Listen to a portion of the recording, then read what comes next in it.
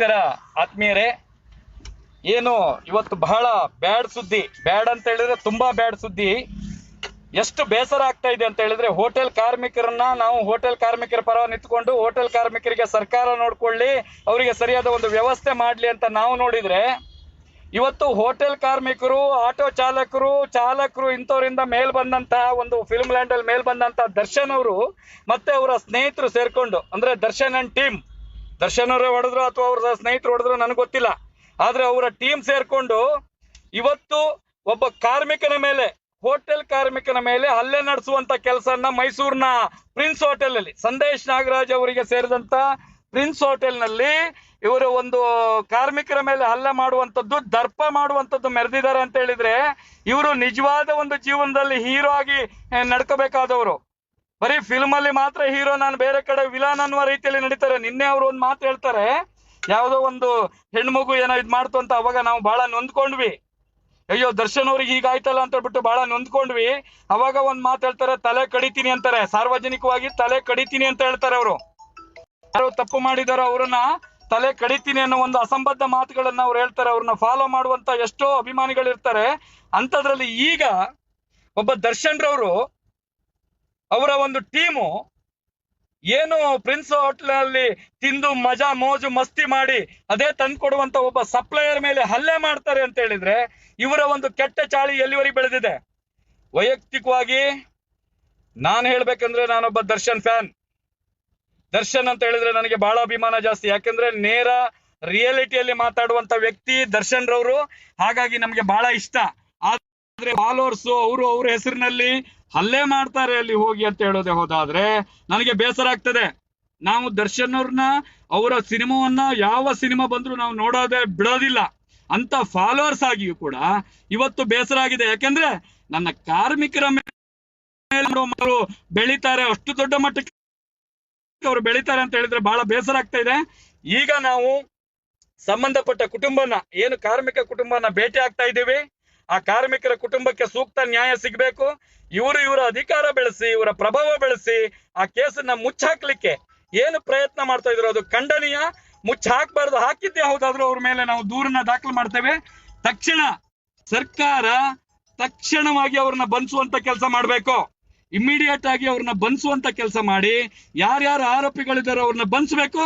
ದರ್ಶನ್ ಅವ್ರ ವಿರುದ್ಧ ಕೂಡ ಅವರು FIR ಮಾಡ್ಬೇಕಾಗತ್ತೆ. ಯಾಕೆಂತ ಹೇಳಿದ್ರೆ ಅವ್ರ ಹೆಸರು ಬಂದಿರೋದ್ರಿಂದ ಸತ್ಯನ ಸುಳ್ಳಾದ ಆಮೇಲೆ ತನಿಖೆ ನಂತರ ಆಗಲಿ.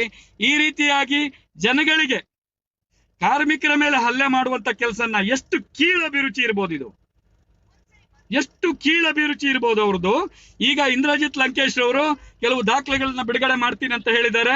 ಆ ದಾಖಲೆಗಳು ಬಿಡುಗಡೆ ಆಗ್ಲಿ. ನಾನೀಗ ಸೀದಾ ಅವ್ರ ಕುಟುಂಬನ ಭೇಟಿ ಮಾಡಕ್ ಹೋಗ್ತಾ ಇದ್ದೀವಿ.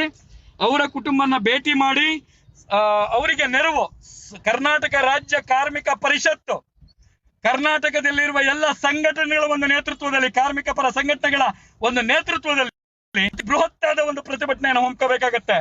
ಇವರಿಗೆ ಸಮಯಾವಕಾಶ ಇದೆ. ತಕ್ಷಣ ಕಿಡಿಗೇಡಿಗಳನ್ನ, ಯಾರ್ಯಾರು ಸಮಸ್ಯೆ ಮಾಡಿದಾರೋ ಆ ಕಿಡಿಗಳ, ಎಷ್ಟೇ ದೊಡ್ಡ ಪ್ರಭಾವಿಗಳಾಗಿರ್ಲಿ ಅಥವಾ ದರ್ಶನ ಹೊಡೆದಿದ್ರೆ ದರ್ಶನ್ನೇ ಆಗ್ಲಿ, ತಕ್ಷಣ ಅರೆಸ್ಟ್ ಮಾಡುವಂತ ಕೆಲಸ ಮಾಡ್ಬೇಕು, ಕೆಲಸ ಮಾಡ್ಬೇಕು. ಅದು ಬಂಧಿಸುವಂತ ಕೆಲಸ ಮಾಡಿಲ್ಲ ಅಂತ ಹೇಳಿದ್ದೇವೆ ಈ ನಾಡಿನಲ್ಲಿ ಒಂದು ಅತಿ ದೊಡ್ಡವಾದ ಒಂದು ಹೋರಾಟವನ್ನು ಎದುರಿಸಬೇಕಾಗುತ್ತದೆ. ಮಾನ್ಯ ದರ್ಶನ್ ರವರೇ, ನಿಮ್ಗೆ ನಾವು ಹೇಳ್ತಾ ಇದ್ದೇವೆ, ದಯವಿಟ್ಟು ನೀವು ಹೌದಾದ್ರೆ ನೀವು ಅಕಸ್ಮಾತ್ ಹೊಡೆದೇ ಇದ್ರೆ, ಯಾಕಂದ್ರೆ ನಾವು ಸರಿಯಾದ ವಿಷಯ ತಿಳಿದೆ ನಾವು ಮಾತಾಡ್ಲಿಕ್ಕೆ ಬರಲ್ಲ. ಯಾಕಂದ್ರೆ ಈಗ ದರ್ಶನ್ ಅವರು, ದರ್ಶನ್ ಟೀಮ್ ಇಂದ ಹಲ್ಲೆ ಅಂತ ಹೇಳ್ಬಿಟ್ಟು ಬರ್ತಾ ಇದೆ. ನೀವು ಹೊಡೆದಿದ್ದಿಲ್ಲ ಅಂತ ಹೇಳಿದ್ರೆ ನಿಮ್ಮವ್ರು ಯಾರ್ಯಾರು ಮಾಡಿದಾರೋ ಅಲ್ಲಿ ಕಿಡಿಗೇಡಿಗಳು, ಅವ್ರನ್ನ ಒದ್ದು ನೀವೇ ಹೇಳ್ಕ ಬಂದು ಸ್ಟೇಷನ್ ಕಾನೂನಿಗೆ ಒಪ್ಪಿಸ್ಬೇಕು. ಅದು ಬಿಟ್ಟು ಹಿಂದ್ಗಡೆ ಬಾಗ್ಲಿಂದ ಸಂಧಾನ ಏನಾದ್ರು ಮಾಡಕ್ ಹೋದ್ರಿ ಅಂತ ಹೇಳಿದ್ರೆ ಖಂಡಿತವಾಗಿಯೂ ನಿಮ್ಗೆ ಒಳ್ಳೇದಾಗಲ್ಲ, ನಿಮ್ಗೆ ಶೋಭೆ ತರಂತದಲ್ಲ. ನೀವು ಎಷ್ಟೇ ಹತ್ರಕ್ಕೆ ಮೇಲೆ ಹೋಗಿದ್ರು ಅಷ್ಟೇ ಕೆಳಗಡೆ ಬರ್ಲಿಕ್ಕೂ ದೇವ್ರು ತರ್ಲಿಕ್ಕೆ ಗೊತ್ತಿದೆ. ನೀವು ಯಾವುದೇ ಕಾರಣಕ್ಕೂ ನಿಮ್ಮ ಫಿಲ್ಮ್ ಅನ್ನ ಹೋಟೆಲ್ ಕಾರ್ಮಿಕರ ಮೇಲೆ ಎತ್ತಿದ್ದಾರೆ. ಪ್ರಥಮವಾಗಿ ನೀವೇನು ಮೆಜೆಸ್ಟಿಕ್ ಮಾಡಿದ್ರು ಅವತ್ತು ಹೋಟೆಲ್ ಕಾರ್ಮಿಕರು, ಚಾಲಕರು ಬಂದ್ರೆ ವಿನಃ ಯಾವ್ದೋ ಹೈಫೈ ಅವ್ರು ಯಾರು ಬಂದಿಲ್ಲ. ಫಸ್ಟ್ ಇದನ್ನ ನೆನ್ಪಿಟ್ಕೊಳ್ಳಿ. ನಿಮ್ಮ ಸಿನಿಮಾನ ಪ್ರಥಮ ಬಾರಿಗೆ ನೋಡಿದ್ದು ಇದೇ ಹೋಟೆಲ್ ಕಾರ್ಮಿಕರು ಮತ್ತೆ ಚಾಲಕರು, ಸಾಮಾನ್ಯ ಕಾರ್ಮಿಕ ವರ್ಗ. ಆದ್ರೆ ಅದನ್ನ ಮರೆತು ಬಿಟ್ಟು ನೀವು ಇವತ್ತು ನಮ್ಮ ಕಾರ್ಮಿಕರ ಮೇಲೆ ಹಲ್ಲೆ ಮಾಡ್ತೀರಾ. ಎಷ್ಟು ನಿಮಗೆ ಇದಿರ್ಬೋದು. ದಯವಿಟ್ಟು ಹೇಳ್ತಾ ಇದ್ದೀನಿ, ಈಗ ನಾವು ಅಲ್ಲಿ ಬರ್ತೇವೆ. ಪ್ರಿನ್ಸ್ ಹೋಟೆಲ್ ಮುಂದೆ ಕೂಡ ನಾವು ಪ್ರತಿಭಟನೆ ಮಾಡ್ತೀವಿ. ಪ್ರಿನ್ಸ್ ಹೋಟೆಲ್ ಮುಂದೆ ಮಾಡಿದ್ದಲ್ದೇನೆ ಬೆಂಗಳೂರಿನ ವಿಧಾನಸೌಧ ಎದುರುಗಡೆ ನಿಮ್ಮ ವಿರುದ್ಧ ಪ್ರತಿಭಟನೆ ಮಾಡ್ತೀವಿ. ಮಹಾತ್ಮ ಗಾಂಧಿ ವೃತ್ತದಲ್ಲಿ ಪ್ರತಿಭಟನೆ ಮಾಡಿ ಅರೆಸ್ಟ್ ಆಗುವವರೆಗೂ ನಾವು ಬಿಡಲ್ಲ. ಹಾಗೆ ನನ್ನ ಆತ್ಮೀಯ ಕಾರ್ಮಿಕ ಬಂಧುಗಳಲ್ಲಿ ನಾನು ಕೇಳ್ಕೊತಾ ಇದ್ದೀನಿ, ಹೋಟೆಲ್ ಕಾರ್ಮಿಕರಲ್ಲಿ ಕೇಳ್ಕೊತಾ ಇದ್ದೀನಿ, ನಿಮ್ಮಲ್ಲಿ ಒಗ್ಗಟ್ಟಿಲ್ಲದೆ ಇರೋದ್ರಿಂದ ಇವತ್ತು ಯಾರ್ಯಾರೋ ಬಂದು ಮೈ ಮುಟ್ತಾ ಇದ್ದಾರೆ ನಿಮ್ಮಲ್ಲಿ ಒಗ್ಗಟ್ಟಿಲ್ಲ, ಆದ್ರಿಂದ ನಿಮ್ಮನ್ನ ಯಾರ್ಯಾರೋ ಬಂದು ಮೈ ಮುಟ್ಟುವಂತ ಕೆಲಸ ನಡೀತಾ ಇದೆ. ಯಾಕೆ ಈ ರೀತಿ ಮಾಡ್ತಾ ಇದ್ದೀರಾ? ನಿಮ್ಮಲ್ಲಿ ಒಗ್ಗಟ್ಟಿದ್ರೆ ಈ ಸಮಸ್ಯೆ ಬರ್ತಿತ್ತ? ಇವತ್ತು ಧ್ವನಿ ಎತ್ತಿ, ಇವತ್ತು ನೀವೆಲ್ಲರೂ ಧ್ವನಿ ಎತ್ತಬೇಕು. ದರ್ಶನ್ ಆಗಿರ್ಲಿ, ಈ ಕೆಲಸನ ಬೇರೆ ಯಾರೇ ಮಾಡಿರ್ಲಿ, ಇದನ್ನ ವಿರೋಧಿಸಲೇಬೇಕು. ದರ್ಶನ್ ಅವ್ರು ಅಂದ್ಬಿಟ್ಟು ನಾವು ಅವ್ರು ಹೇಳ್ದಂಗೆಲ್ಲ ಕೇಳಕ್ ಆಗಲ್ಲ. ನಿಮ್ಮನ್ನ ಅವ್ರು ಸಾಕ್ತಾ ಇಲ್ಲ, ಅವ್ರನ್ನ ನೀವು ಸಾಕ್ತಾ ಇದ್ದೀರಾ. ಒಬ್ಬ ಕಲಾವಿದನ್ನ ನೀವು ಸಾಕ್ತಾ ಇದ್ದೀರಾ, ಅವರು ನಿಮ್ಮನ್ನ ಸಾಕ್ತಾ ಇಲ್ಲ.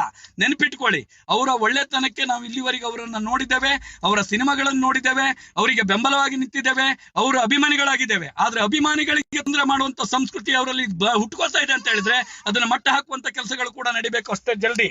ಆದ್ರಿಂದ ತಕ್ಷಣ ಎಚ್ಚೆತ್ಕೊಂಡು ಅವ್ರ ಎಲ್ಲ ಹೋಟೆಲ್ ಕಾರ್ಮಿಕರು ಒಂದಾಗಬೇಕು. ದಯವಿಟ್ಟು ನನ್ನ ಜೊತೆ ಸಂಪರ್ಕದಲ್ಲಿರಿ. ನಾವು ಅತಿ ದೊಡ್ಡದಾದಂತ ಒಂದು ಹೋರಾಟನ ಈ ಕಾರ್ಮಿಕನ ಪರವಾಗಿ ನಾವು ಮಾಡ್ಲೇಬೇಕು. ಆದ್ರಿಂದ ನೀವೆಲ್ಲರೂ ಇರ್ತೀರ ಅಂತ ಹೇಳ್ತಾ, ಈಗ ನಾವು ಆ ನೊಂದ ಕಾರ್ಮಿಕನ ಪರವಾಗಿ ಅವನಿಗೆ ಧ್ವನಿಯಾಗಿ ಅವನ ಜೊತೆ ಅವನಿಗೆ ಬೆಂಬಲ ಕೊಡ್ಲಿಕ್ಕೆ ಅಲ್ಲಿಗೆ ನಾನು ಭೇಟಿ ಕೊಡ್ತಾ ಇದ್ದೀನಿ. Thank you. ಈ ಮಾಹಿತಿ ನಿಮಗೆ ಇಷ್ಟವಾಗಿದ್ದರೆ ಲೈಕ್ ಮಾಡಿ, ಶೇರ್ ಮಾಡಿ, ಹಾಗೆ ನಮ್ಮ ಕೋಸ್ಟಲ್ ಕನ್ನಡ ಯೂಟ್ಯೂಬ್ ಚಾನಲ್ಗೆ ಸಬ್ಸ್ಕ್ರೈಬ್ ಮಾಡಿ. ನಮ್ಮ ಹೆಚ್ಚಿನ ಅಪ್ಡೇಟ್ಸ್ಗಳಿಗಾಗಿ ಕೋಸ್ಟಲ್ ನೆಟ್ವರ್ಕ್ ಇನ್ಸ್ಟಾಗ್ರಾಮ್ ಪೇಜ್ ಹಾಗೆ ಫೇಸ್ಬುಕ್ ಪೇಜ್ಗೆ ವಿಸಿಟ್ ಮಾಡಿ. ಧನ್ಯವಾದಗಳು.